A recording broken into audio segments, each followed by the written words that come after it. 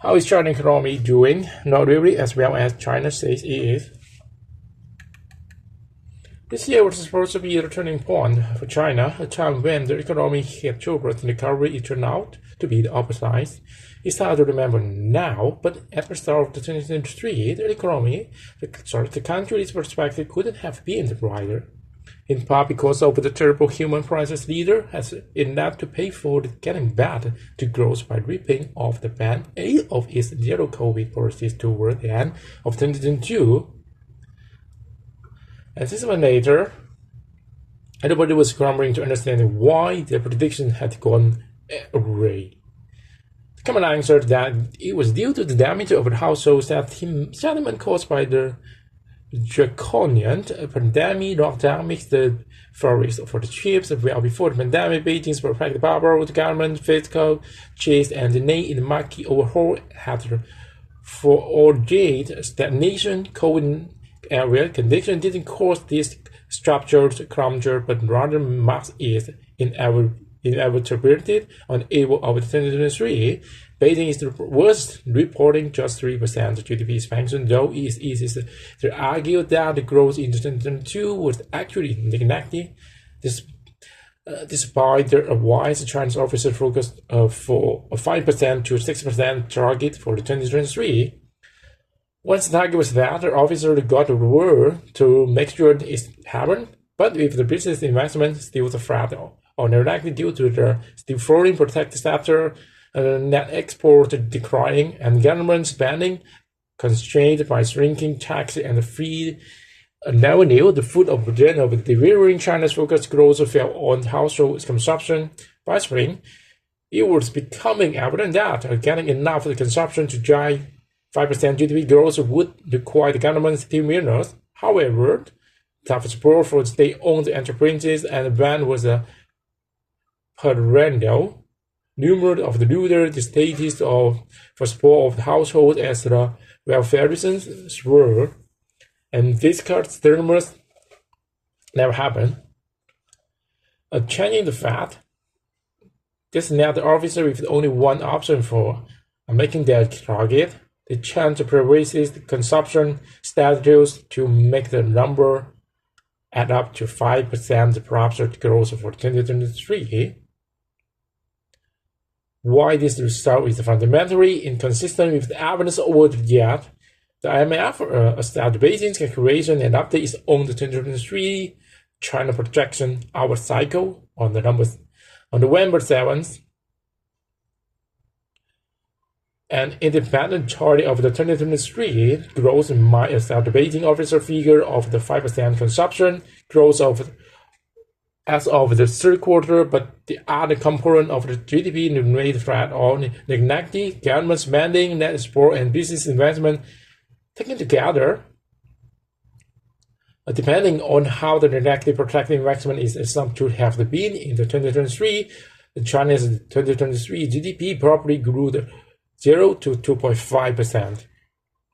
This lower growth estimate is far out of the stat, with the official figures endorsed by the Beijing and IMF, but it's far easier to reconcile with the anecdotal evidence this year.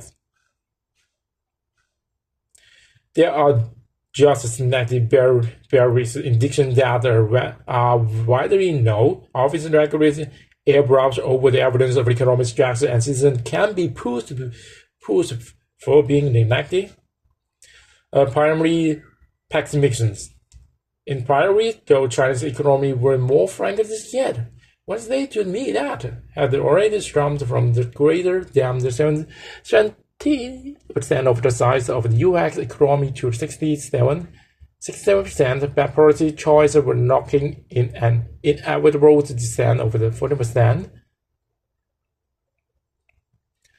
Another said it was a miracle by the protracted downturn having split over into the food from the financial crisis. Yet another said that the negative economic growth could lead to social and political instability.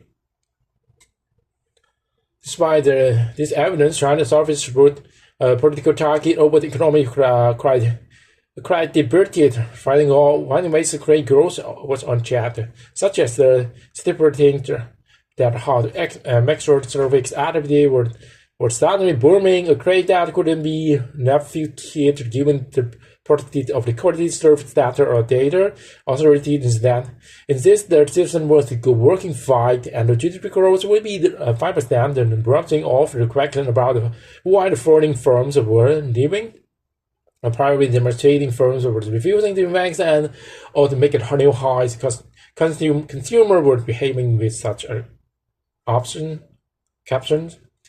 Being often crave with global conditional especially China's headwinds, but their UX performance was the opposite of China's yet having already jumped up the interest rate to the 4.5% from the near zero a year before. In the 2023, the Fed raised the rate for 4 more times to the 5.5%. This is why there's about to be need to the exception, but by the third quarter, a real US GDP was holding even with China's 4.9% growth.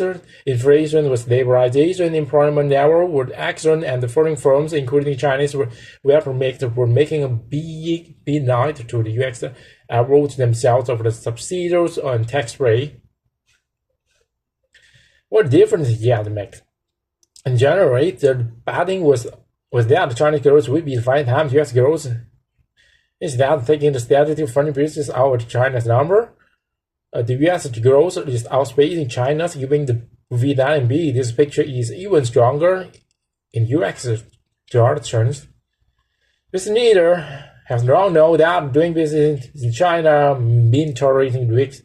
There was a political risks, intellectual perspective fit risks, market competition risks, reputation risks, exchange rate risks, and the country's other concerns.